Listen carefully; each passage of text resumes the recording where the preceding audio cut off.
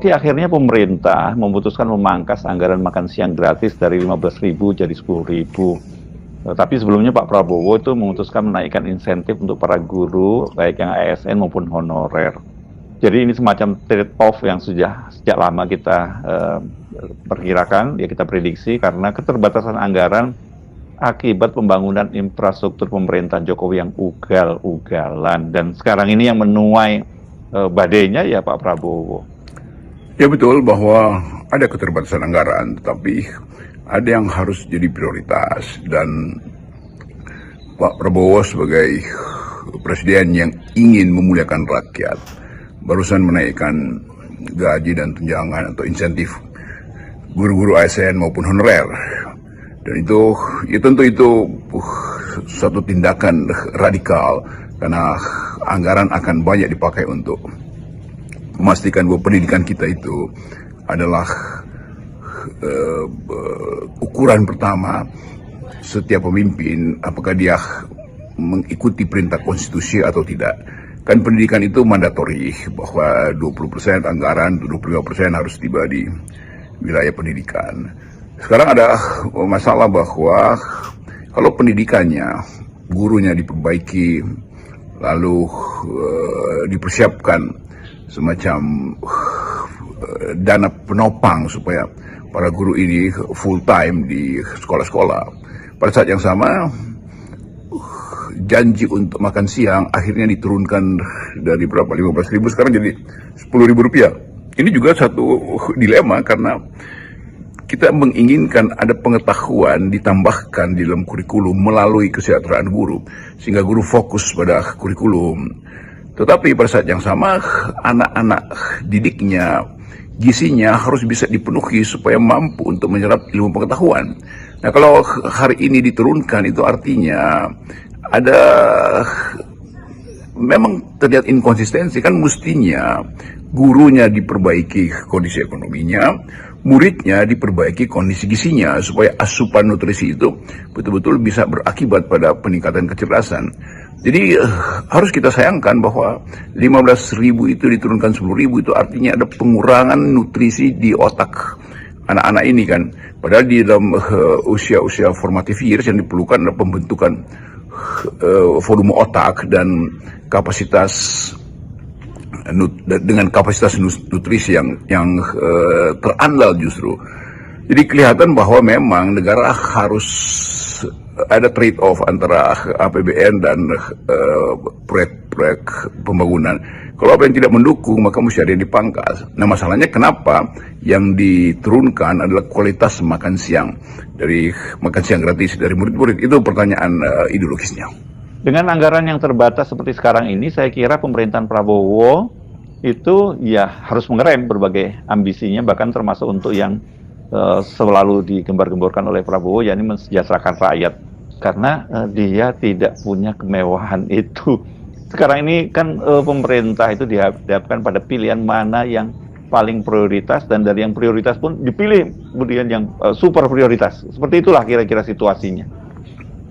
Memang dilemanya di situ, naikkan yang satu pasti turunkan yang lain. Kan APBN itu seperti bejananya Archimedes itu.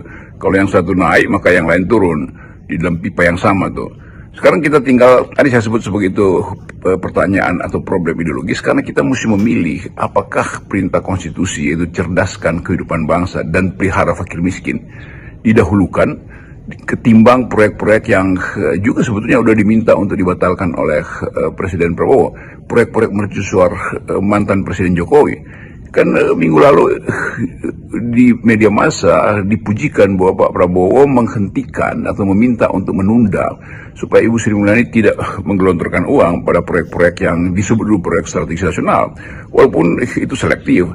Tetapi secara total proyek-proyek itu kan proyek mercusuar aja tuh, yang bisa ditunda.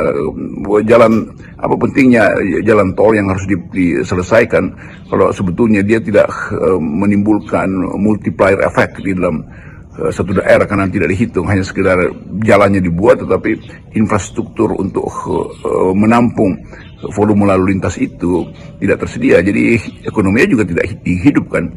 Dan kalau misalnya seluruh proyek strategis presiden itu dievaluasi, ya harusnya berhenti aja semua kan, supaya kita fokus pada nutrisi anak-anak. Itu yang saya sebut sebagai pilihan ideologisnya apa. Tapi tentu ada oligarki yang sudah memiliki kontrak dengan negara yang harus diwujudkan untuk menghindari misalnya tuntutan hukum. Tetapi sekali lagi Presiden Prabowo mengucapkan dengan nada yang sangat populis bahwa atau sangat populer bahwa kabinetnya akan melayani rakyat. Jadi proyek strategis nasional dengan cara apapun dia mesti dievaluasi.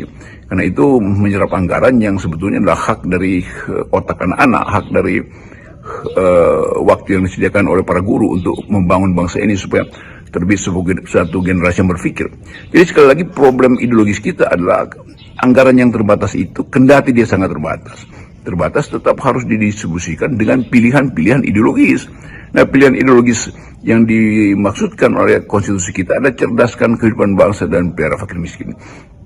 Nah, itu mesti konsisten bahwa proyek-proyek yang konsumtif yang tidak ada hubungannya dengan peningkatan kecerdasan dan pengentasan kemiskinan harusnya dibatalkan. Yang jadi masalah dengan kabinet yang masih diisi oleh para menterinya Jokowi gitu ya, padahal secara paradigma kan antara Jokowi dan Prabowo itu sangat berbeda, dipastikan ini akan terjadi benturan-benturan kepentingan di antara para menteri itu. Mungkin di belakang perselisihan elit sekarang yang tercermin di dalam kontradiksi kebijakan itu mulai memperlihatkan semacam perselisihan ideologis. Kita lihat Menteri Marwarar misalnya itu mempromosikan perumahan dan terkait dengan grup Pantai Indah Kapuk misalnya. Lalu berselang beberapa minggu Menteri Perumahan, Nusron memastikan bahwa Pantai Indah Kapuk itu tidak layak untuk diteruskan karena ada masalah, ya sebut aja ada masalah legal di situ kan. Jadi terlihat bagaimana dua menteri ini, Menteri ARA itu dan Menteri Nusron itu berseberangan sebetulnya di dalam melihat apa pentingnya satu kawasan yang disebut proyek strategis nasional itu diteruskan. Dengan argumen apa? Apakah argumen pariwisata itu bisa membatalkan argumen pelindungan lingkungan misalnya?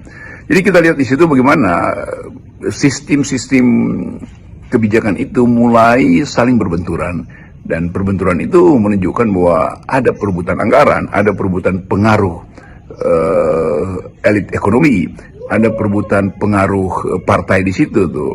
Kalau kita mulai melihat secara agak cepat-cepat, kenapa setelah pilkada misalnya ada semacam saling menyalahkan, kenapa Ridwan Kamil kalah di Jakarta? Apakah Golkar tidak turun tangan? Golkar mungkin bisa bilang, ya kami turun tangan, tapi logistiknya tidak diturunkan oleh oligarki. Kira-kira begitu masalahnya kan. Tapi sekali lagi yang kita maksud dengan persaingan ideologis di dalam pembuatan kebijakan, itu harus dari awal dibuka pada publik. Sehingga publik tahu mana pemihakan pada rakyat, mana pemihakan pada modal. Kan itu intinya tuh. Tapi sekali lagi kita melihat bagaimana, balik pada soal tadi, apa yang menyebabkan Presiden Prabowo akhirnya menurunkan platform makan siang gratis itu dari 15.000 ke 10.000. Kan 10.000 itu kita masih bayangkan itu dikorupsi berapa persen, 30% dikorupsi, hal yang harus kita andaikan, karena itu bukan sekedar sang kos, tapi sesuatu yang memang diincar oleh mereka yang ingin memanfaatkan dana yang tiap hari itu diturunkan pada murid-murid ini. Jadi peluang moral hazard, peluang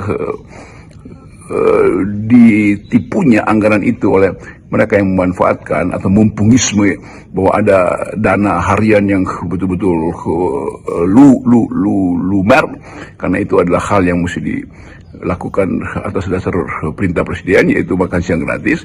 Dana-dana itu juga bisa berubah menjadi tempat tukar tambah kepentingan di antara para penyalur dan partai politik, atau bahkan komunitas-komunitas yang hendak menguasai distribusi itu. Saya pikir pemangkasan anggaran makan siang gratis ini bukan yang terakhir yang akan dilakukan oleh Pak Prabowo. Ini dia harus melakukan pemangkasan lain gitu. Tapi ini penting ini kita catat, kalau untuk program andalannya yang merupakan janji pemilu saja, Pak Prabowo itu harus bersedia kompromi karena keterbatasan anggaran, apalagi untuk program-program lain yang tidak pernah dijanjikan. Jadi ini bisa jadi semacam justifikasi bagi Pak Prabowo untuk tidak segan-segan lagi memangkas proyek-proyek infrastrukturnya era pemerintahan Jokowi, termasuk bahkan IKN. Saya berpendapat bahwa proyek makan siang gratis itu tidak boleh gagal sedikit pun, karena itu adalah investasi masa depan Republik ini. Upaya untuk bertanding di era ChatGPT, di era kecepatan berpikir, di era persaingan artificial intelligence. Kalau otak anak-anak itu tidak dibekali dengan nutrisi yang cukup, maka dia akan jadi generasi yang sekedar menonton bonus demografi dan tanpa punya peran di 2045 nanti kan. Jadi harusnya ada kepastian kabinet semacam ya seperti rapat darurat untuk memutuskan mana yang mesti dipangkas sebetulnya. Kelihatan bahwa Pak Prabowo masih sedikit sungkan untuk menyingkirkan atau membatalkan proyek-proyek yang dituntut oleh Presiden Jokowi sebelumnya kan. Dan itu yang mesti kita lihat sebagai satu determinasi harus datang dari Pak Prabowo, karena ini ada pertaruhan dia tuh, pertaruhan janji Prabowo bahwa makan siang gratis itu memang ada perintah konstitusi, yaitu cerdaskan kehidupan bangsa dengan memenuhi kebutuhan nutrisi anak-anak sekolah ini kan. Jadi udah bagus, gurunya ditingkatkan kualitasnya dan dijaga subsistensi ekonominya supaya tidak jatuh ke dalam kekurangan pendapatan. Tapi pada saat yang sama juga muridnya mesti dipenuhi janji untuk makan siang yang tidak mungkin hanya dengan Rp10.000 itu jajanan yang terlalu kurang gizinya. Jadi sebaiknya lakukan aja sesuatu yang betul-betul memang akan membebani APBN, tapi beban itu punya akibat pada masa depan, yaitu Indonesia yang berpikir bisa dipastikan di 2045. Indonesia yang sehat bisa dimulai dicicil dari sekarang pada tubuh anak-anak sekolah dasar ini kan. Jadi itu saya kira poinnya, supaya kita dapat semacam kepastian arah kebijakan, warna ideologi dari pemerintahan Prabowo ini berbeda atau mirip-mirip dengan Jokowi kan, itu intinya kan. Kalau kita lihat bahwa angka kemiskinan kita itu kesenjangannya sangat tinggi antara kota dan desa, dan bahkan di dalam desa sendiri itu angka kesenjangan antara petani kaya dan petani yang disebut gurun itu udah 0,6% kan, 0,60% misalnya. Jadi itu menunjukkan bahwa memang ada kesenjangan, dan kesenjangan itu hanya bisa diatasi kalau ada pemihakan dari negara tuh. Jadi anak-anak di desa terutama dia mesti dapat suplai makanan yang diproteksi langsung, supaya sempurnalah proyek untuk mencerdaskan kehidupan bangsa. Saya kira itu yang mesti kita sampaikan, supaya ada pemikiran ideologis. Tadi saya sebut dari awal, saya sebut pemikiran ideologis karena negeri ini memang harus diasuh berdasarkan prinsip kemanusiaan yang adil dan beradab dan keadilan sosial bagi seluruh rakyat Indonesia. Kan di situ APBN dan APBD harus berpihak. Saya kira itu renungan kita.